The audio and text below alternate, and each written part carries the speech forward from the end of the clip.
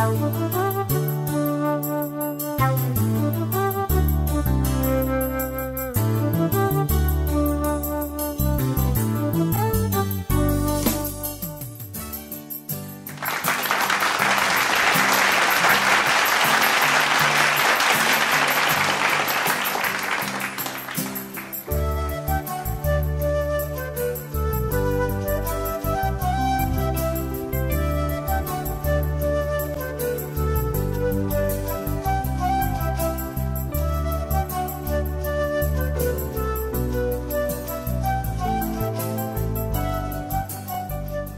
would request Dr. Karthikeyan sir to offer the keynote address now. அருட்பெரும் ஜோதி, அருட்பெரும் ஜோதி, தனிப்பெரும் கருணை. உங்கள் எல்லோருக்கும் என்னுடைய மாலை வணக்கம். இந்த அருமையான சர்வதேச தமிழ் தாவர உணவாளர்கள் சங்கம் தாவர உணவாளர்கள் சங்கம் ஏற்படுத்தியுள்ள இந்த மாபெரும் மகாநாட்டிலே கலந்து கொள்ளும் வாய்ப்பை அளித்த தங்கள் எல்லோருக்கும் என்னுடைய வணக்கத்தை தெரிவித்துக் கொள்கிறேன். தலைவர் அசோக் குமார் அவர்களுக்கும் மேரி வின்கர் அவர்களுக்கும் முக்கியமாக என்னுடைய மனமார்ந்த பாராட்டுக்கள். மேடையில் வீற்றிருக்கக்கூடிய அறிஞர் பெருமக்களே, நண்பர்களே, அன்பர்களே, உங்கள் எல்லோருக்கும் என்னுடைய மாலை வணக்கத்தை தெரிவித்துக் கொள்கிறேன். முதலாக அருட்செல்வர் மகாலிங்கம் ஐயா மற்றும் இயற்கை விஞ்ஞானி திரு நம்மாழ்வார் அவர்களை நினைந்து வணங்கி, ஏன்னா அவர்கள் செய்து இருக்கக்கூடிய சேவை அற்புதமான சேவை. இயற்கை விஞ்ஞானியாக இந்த நம்மாழ்வார் அவர்கள் ஆர்கானிக் ஃபார்மில் நிறைய செஞ்சுருக்காங்க. அதே மாதிரி அருட்செல்வர் பல துறைகளில் அதிலும் தாவர உணவை பற்றி உலகமெல்லாம் போய் பரவியிருக்கிறார்கள். இப்பொழுது பேட்டா டைரக்டர் வந்திருக்காங்க இல்லையா, இங்கே சொல்லியிருக்கீங்க இல்லையா, அது எனக்கு ஒரு நினைவு வருகிறது. நீங்கள் இருக்கீங்க இல்லையா. அதாவது சுவாமி சச்சிதானந்தா அவர்கள் அமெரிக்காவிலிருந்து எனக்கு ஒரு கடிதம் எழுதியிருந்தார்கள். அப்போ வாஜ்பாய் அவர்கள் பிரைம் மினிஸ்டராக இருந்தாங்க. அதில் இந்த பேட்டா, அமெரிக்காவில் இருக்கக்கூடிய பேட்டா அவங்களுக்கு ஒரு வீடியோ கேசட்டு, இங்கே எப்படி நம்ம இந்த மிருகங்களை இல்லையா அவங்களெல்லாம் கொடுமைப்படுத்துகிறாங்க அப்படிங்கிறது எடுத்து ரயிலில் போகும்போது அடித்து பலவிதமான சித்திரவதைக்கு ஆளாகிறான்னு சொல்லி வீடியோ எடுத்து அங்கே கொண்டு போய் இந்த மாதிரி இந்தியாவில் காந்தி பிறந்த இதில், புத்தர் பிறந்த நாட்டில், வளர்ந்த நாட்டில் இந்த மாதிரி கால்நடைகளை கொடுமைப்படுத்துகிறாங்க. அதனால் இந்தியாவிலிருந்து எந்த விதமான தோல் சம்மந்தமாக இருக்குங்களா லெதர் குட்ஸ் வாங்கக்கூடாதுன்னு சொல்லி அவங்க ப்ரொபகேண்டா பண்ணியிருக்காங்க. அப்பொழுது சாமி சச்சிதானந்தா அவர்களை பார்த்து, உங்கள் நாட்டில் இந்த மாதிரி கொடுமை நடக்குதுன்னு சொல்லி கொடுத்துருக்காங்க. அதை அவர் எனக்கு அனுப்பிச்சார். தம்பி எனக்கு என்ன செய்யறதுன்னு தெரியல, ஏதாவது செய்ய முடியுமான்னு எனக்கு அனுப்பிச்சிருந்தாங்க. இப்போது சுவாமி சச்சிதானந்தா அவர்களுடைய 100வது ஆண்டு விழா இப்போ 22 டிசம்பர் நடக்க போகுது. கோயம்புத்தூரில் அவர் பிறந்த இடத்துல லோட்டஸ் டெம்பிள்னு ஒரு நிறுவனம் சார், அது ஆல் ரிலீஜியஸ் டெம்பிள் கட்டியிருக்கோம். அதை இனாக்ரேட் பண்ண போகிறோம். அப்பொழுது எனக்கு சாமி அனுப்பிச்சிருக்காரு ஏதாவது செய்யணும்னு சொல்லி. So I wrote to the prime minister, இந்த மாதிரி உங்களை பார்க்கணுன்னு சொல்லி எழுதியிருந்தேன். நான் சொல்லிவிட்டு நான் டூர் போயிட்டேன். அப்புறம் மறுநாளே அங்கே ஆஃபீஸ்லேருந்து மறுநாள் பிரைம் மினிஸ்டர் உங்களுக்கு டைம் கொடுத்துருக்காங்க அப்படின்னு சொல்லி 2 நாளில். அப்பொழுது நான் தயாராக இல்லை. அது ஒன்றும் இது மட்டும் இல்லை, இன்னும் பல விஷயங்களை சேர்ந்துடும் சொல்லிவிட்டு இந்த காய்கறிகள் விவசாயிகளுடைய கஷ்டம் இதெல்லாம் சொல்லணும்னு இருந்தேன். மறுநாளே 10 நிமிஷம் சொல்லியிருந்தாங்க செக்ரட்டரி, அவர் வெளியூர் போகிறாரு, அதனால் நீ 10 நிமிஷத்துக்கு மேலே எடுக்க வேண்டாம்னு சொல்லி போனேன். 10 நிமிஷம் ஆச்சு, 20 நிமிஷம் ஆச்சு. அவரே கேட்டார். முதல்ல ஆமாம் இந்த மாதிரி நடக்குது, அதுக்கு நான் என்ன செய்ய முடியும் பிரைம் மினிஸ்டர், ஏன்னா அது அனிமல் இந்த ஆக்டெல்லாம் ஸ்டேட் கவர்மெண்ட் ரெஸ்பான்சிபிலிட்டி. அது கவர்மெண்ட் அவன்ட்டால் இல்லை, நீங்கள் ஒரு லெட்டர் எழுதுனா போகிறோம் சீஃப் மினிஸ்டர்ஸ்க்கு, இந்த மாதிரி கூட பண்ணக்கூடாது, அது அந்த சட்டத்தை அமல்படுத்தணும்னு சொல்லி லெட்டர் எழுதுங்க, அதை நான் எடுத்து விளம்பரம் கொடுத்துட்றோம், அவங்களுக்கு எழுதலாம், நான் ஏதோ செய்கிறோன்னு சொல்லிட்டு. அப்புறம் இந்த மாதிரி காய்கறிகள் தோட்டத்துக்கு போயிருந்தபோது தக்காளி காட்டில் மாடு மேய்ஞ்சிட்டு இருந்தது எங்கள் தோட்டத்தில், கோயம்புத்தூர் பக்கத்தில். அப்போ கேட்கும்போது அவர் சொன்னாங்க, ஐயா நாங்கள் தோட்டத்தில் அங்கே ஒரு கிலோ வந்து ₹1 கூட கிடைக்கிறது இல்லை, ஆனால் மார்க்கெட்டில் வந்து ₹20 விற்றுருந்தாங்க அப்போ அதை எடுத்து சொல்லும்போது நீங்கள் இந்த மாதிரி ஒரு ஸ்டோர் கோல்டு ஸ்டோரேஜ் ஃபெசிலிட்டிஸாக பண்ணணும்னு சொல்லிட்டு உடனே அவர் லெட்டர் எழுதினார்.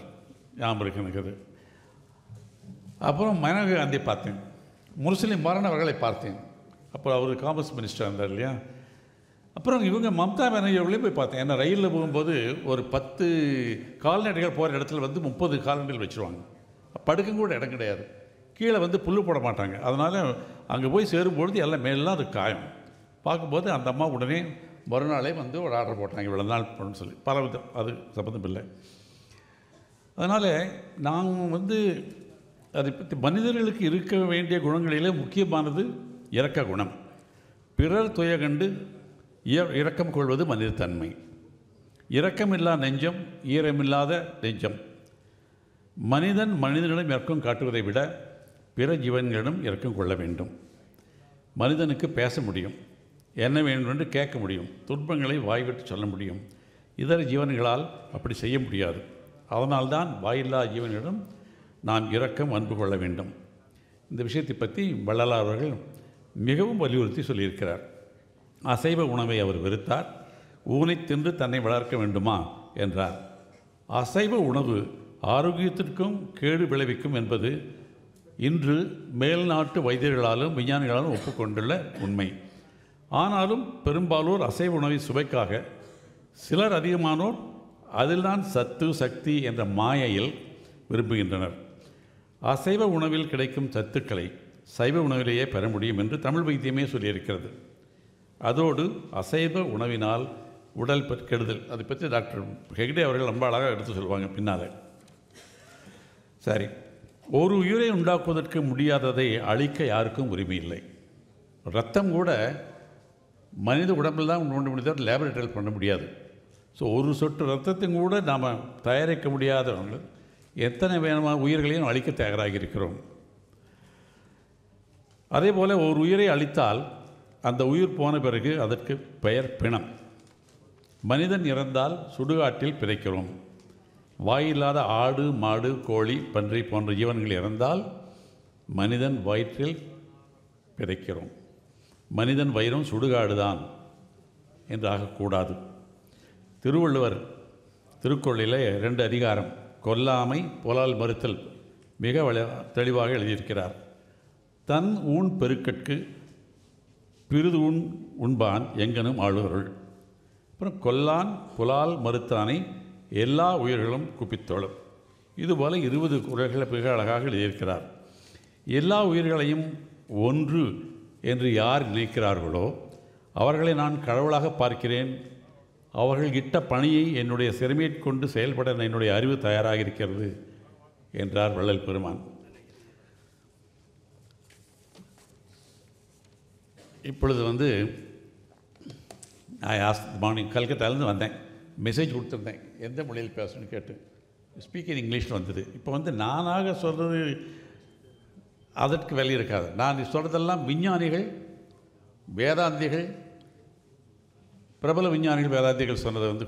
அதனால் I can take the liberty of telling what they say. நானாக சொன்னால் மற்றவங்களுக்கு மனது புண்படலாம். Whatever I am going to say is from great scientists, great philosophers, great statesmen. The age-old belief that growth without animal protein is no longer true. There is an enormous amount of evidence from anthropology, history, medical science that support the fact that humans are natural vegetarians. We are born to be vegetarians. Eating of animal products increases the incidence of colon cancer, since our system cannot quickly remove the highly toxic wastes. High fiber foods help rectify this. Other than the facts, lifestyles of great personalities, I am going to quote some of the very famous personalities who are vegetarians and what they say about vegetarianism. It definitely has assimilated the mind and body to work in harmony. The discussion starts with the acknowledgement that the flesh of other creatures is just I am just going to stop. அங்கே பேசிட்டு இருக்காங்க, பேசி முடிக்கட்டும். முடிச்சிட்டிங்களா? Okay, right. The discussion starts with the acknowledgement that the flesh of other creatures is not just designed to enter our flesh, quickly progressing to the understanding that the creatures whom we eat have the same feelings as we do have, pain, and finally, how the ancient wisdom of the East teaches us that different categories of food simply have different energy levels, with some food having almost no energy at all. Vegetarians have been saying for many years that a vegetarian diet improves and restores health and prevents certain diseases. Now the medical science has clearly made the link between meat eating and such killers as heart disease and cancer. As soon as an animal is slaughtered, its flesh begins to putrefy, and quickly turns a sickly grey-green color. The meat industry disguises this discoloration by adding many chemicals like nitrates and other preservatives to give meat a bright red color. But research has shown that many of these preservatives to be carcinogenic, that is cancer-producing. Then there are the massive amounts of chemicals fed to livestock. In the book, Poisons in Your Body, the great writers have written, this can be the scene that ought to make anyone think twice before buying another meat product. The animals are kept alive and fattened by continuous administration of tranquilizers, hormones, etc. And they say there are 2,700 other drugs are administered to fatten them. The process starts and ends till after the death. These drugs are still present in the meat when we eat it. In most countries, the law does not require that they be declared on the package also. So, essay on ethics of vegetarianism is written from the Vegetarian Society. It says about the horrors of which most people are unaware. Vegetarian Society says 45 grams easily attainable from protein, from variety of grains, lentils, nuts, vegetables and fruits. In fact, these proteins are easier to assimilate than those found in meat. Meat feeds few at the expense of many. It's a grossly inefficient food production mechanism. For every 16 pounds of grain fed to animal, only 1 pound of meat is produced. For every 10 pounds of protein fed to cattle, only 1 pound of meat protein for humans is produced. Degradation of the environment is another price we pay for cultivation of cattle and not crops. It was explained, too much of water is to be given and all that. So, production of 1 pound of meat requires anywhere between 2,500 to 6,000 pounds of water.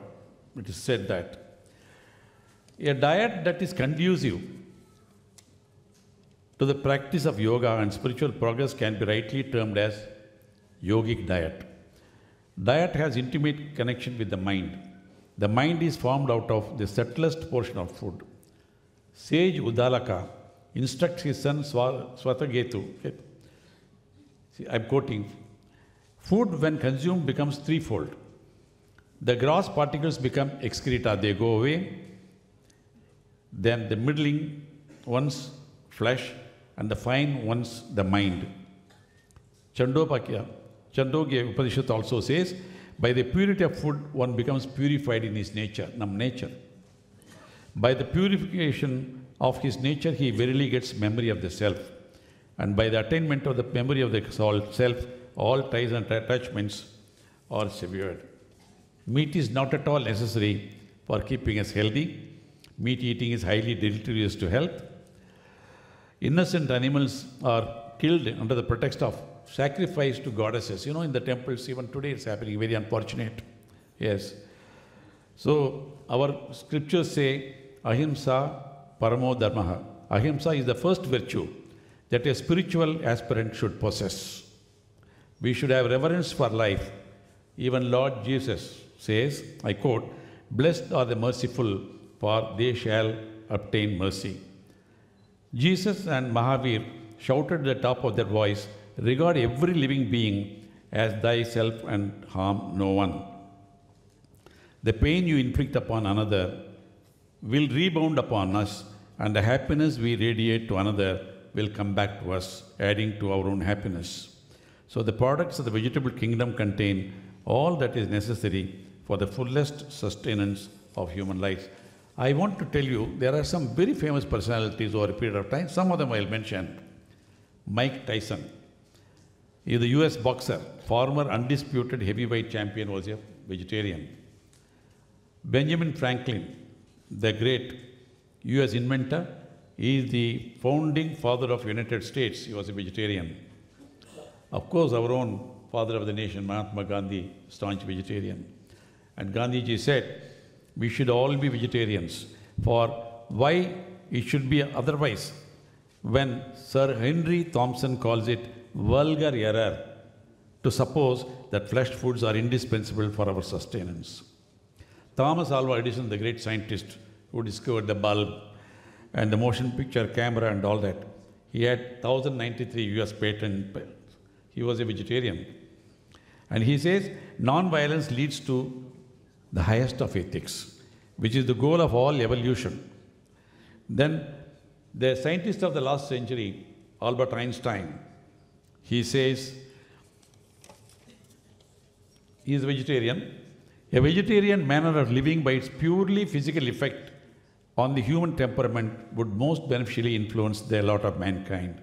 It always seems to me that man was not born to be a carnivore. Then Steve Jobs, the co-founder of the Apple computer, he is also a National Medal of Technology recipient. 323 US patents, he was a vegetarian, staunch vegetarian actually. And then who doesn't know George Bernard Shaw? He is a Nobel Prize for literature. He says, I quote George Bernard Shaw, my will contains, please listen to this. He says, my will contains directions for my funeral, which will be followed not by the mourning coaches, but by herds of oxen, sheep, flocks of poultry, and a small traveling aquarium of live fish, all wearing white scarves in honor of the man who perished rather than eat his fellow creatures. While we ourselves are the living graves of murdered beasts, how can we expect any ideal conditions on this earth? He says, animals are my friends, and I don't eat my friends. Then the famous Russian novelist Leo Tolstoy, he was a vegetarian. And he says, the vegetarian movement ought to fill with gladness the souls of those who have at heart the realization of God's kingdom upon earth. It serves as a criterion by which we know that the pursuit of moral perfection on the part of man is genuine and sincere by being a vegetarian. A man can live and be healthy without killing animals for food. If he eats meats, he participates in taking animal life merely for the sake of his appetite. And to act so is immoral. And a famous Italian painter, sculptor, engineer, Leonardo da Vinci, he was a vegetarian throughout. And he says, when in Florence, remember how he lived? When he used to walk on the streets of Florence in Italy, wherever the birds are sold, people will buy it, and go and eat it. He will buy those birds, pay the money, and let them fly to liberate them, freedom. He has so much of compassion. I mean, such great people. He is the most outstanding painter, sculptor. If you go to the Vatican, you will see all these beautiful things. And our own scriptures have always, as you all know, Chandogya Upanishad says, from purity of food follows the purity of the internal organ. When nourishment is pure, reflection and higher understandings are pure, memory becomes strong. Of all the restrictive rules, that is, I'm quoting Ramana Maharishi, our own Tiruvannamalai, he says, of all the restrictive rules, that relating to the taking of sattvic food in moderate quantities is best. By observing this rule, Maharishi says, the sattvic quality of mind will increase, and that will be helpful for self-inquiry and spiritual practices. And Manu, the lawgiver, says, man who does not eat meat, or who does not slay living creatures, or who does not cause them to be slain, is friend of all creatures. My body will not be a tomb for other creatures, said Leonardo da Vinci. Nothing will benefit human health and increase the chances for survival of life on planet as much as the evolution of a human diet. And the father of the modern medicine, Hippocrates, says, let food be thy medicine. People eat meat and think they will become as strong as an ox, forgetting that the ox eats grass. Don't eat anything you are not willing to kill yourself for. Getting your nutrients from meat is like, please listen to this carefully, getting your nutrients by eating meat is like running your water through a sewer before you drink it. You put the water through the gutter and drink it. It is like that to get energy from this. Take away love and our earth is a tomb. Man is the only animal that can remain on friendly terms with the victims he intends to eat until he eats them. Bhagavan Buddha says, one should not kill a living being, nor cause it to be killed, nor should one incite another to kill. It is more important to prevent animal suffering than to sit in meditation and pray, he says. Buddha says that. It's far more important. So millions of other human beings are being killed by hunger and nutrition because food they could eat is being used to fatten domestic animals.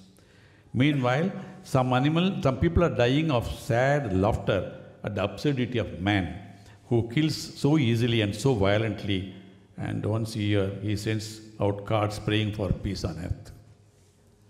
The time will come when men such as us look upon the murder of animals as they now look upon the murder of men. It is no less cruel.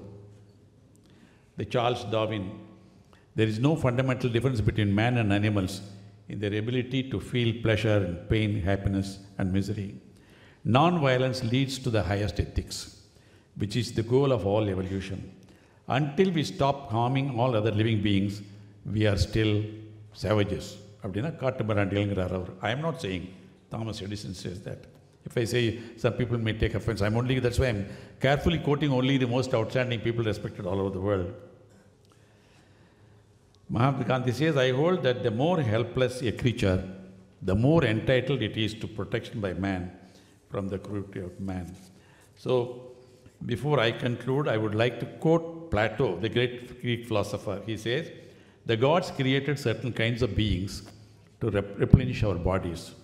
They are the trees and plants and the seeds. And you know, the most revered saints all over the world, Saint Francis of Assisi, not to hurt our human brethren, animals, is our first duty to them. But to stop there is not enough. We have a higher mission to be of service to them whenever they require it. If we have men who will exclude any of God's creatures from the shelter of compassion and piety, you will have men who will deal likewise with their other men. You keep killing animals, you don't hesitate to kill your own fellow beings also. People often say that humans have always eaten animals. Please listen. It's very interesting. People say, humans have always eaten animals, so why should I not eat now? As if this is a justification for continuing the practice. According to this logic, 150 years ago, they would have thought you are absurd if you advocated the end of slavery. Slavery was there, but it ended. 100 years ago, you would have laughed at you for suggesting that women should have the right to vote. They did not have the right to vote. That means, but we gave them the right to vote because when we realized it was wrong. 50 years ago, they would object to the idea of African Americans receiving equal rights. The black people didn't have the voting rights. Once we realized what was wrong, we were given voting rights.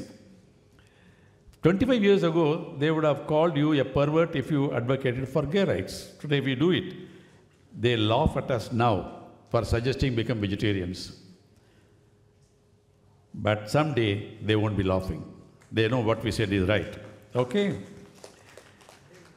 Yeah, and Socrates, the greatest wise man, said, we should eat to live, not to live to eat.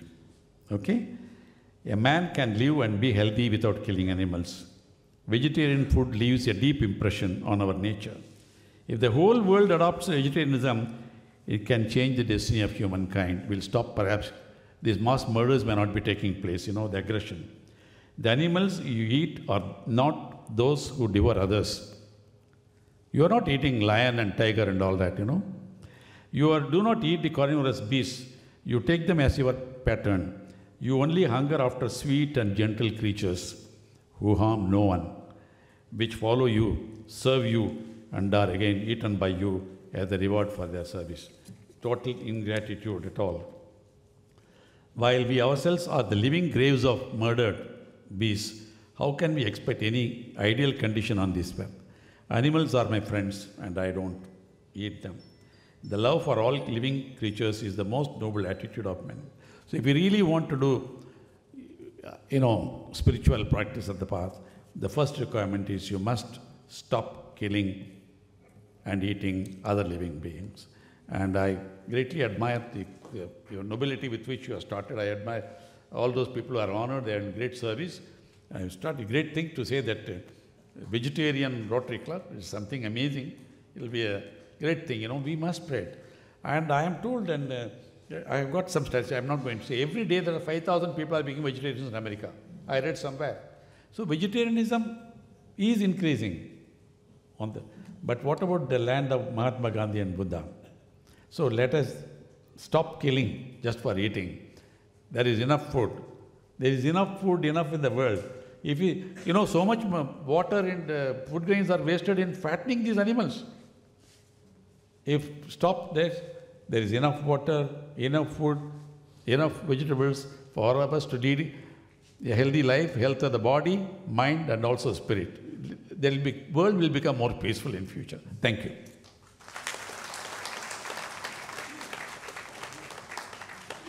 That was really an enlightening lecture by Dr. Karthikeyan. We would like to extend our thanks to him. I would request Dr. Pasupati to honor Dr. Karthikeyan with a memento and a shawl. Thank you so much, sir, for your wonderful lecture. Thank you so much for your illuminating words. Thank you so much for coming here. We feel honored to have you here. Thank you so much.